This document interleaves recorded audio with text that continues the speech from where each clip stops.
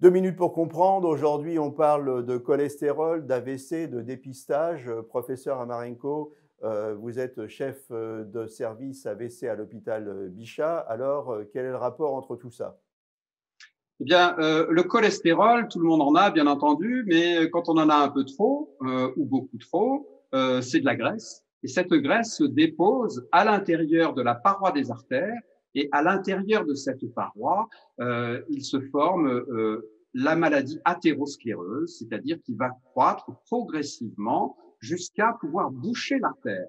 Et une des complications majeures de cette excroissance à l'intérieur de la paroi de l'artère, c'est ce qu'on appelle l'ulcération. Et sur cette ulcération, qui forme finalement une cicatrice, il y a un caillot qui se forme dessus, et ce caillot peut finir de boucher l'artère, ou bien partir dans la circulation, aller boucher une artère cérébrale, ou boucher une artère coronaire. C'est exactement le même mécanisme pour l'infarctus du myocarde et l'infarctus cérébral.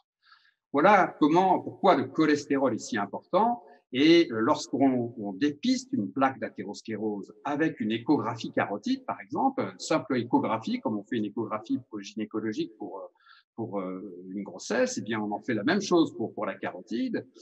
On dépiste comme ça la plaque d'athérosclérose et on vous donne un traitement par statine qui va refroidir la plaque d'athérosclérose, qui va faire en sorte que moins de lipides se déposent dans la plaque et qu'elle soit moins inflammatoire et qu'il y ait moins d'ulcération. Donc les statines sont très efficaces pour prévenir les complications de la maladie athéroscléreuse et donc l'infarctus du myocarde et l'infarctus cérébral. Ce que vous nous dites, c'est de la plomberie. Oui, exactement. Voilà. Donc, Il faut éviter d'entartrer le tuyau que constitue l'artère qui conduit le sang au cerveau. voilà, prenez soin de vos artères. C'est le meilleur moyen de prendre soin de son cerveau et de prévenir un AVC. À très bientôt pour un nouveau conseil santé.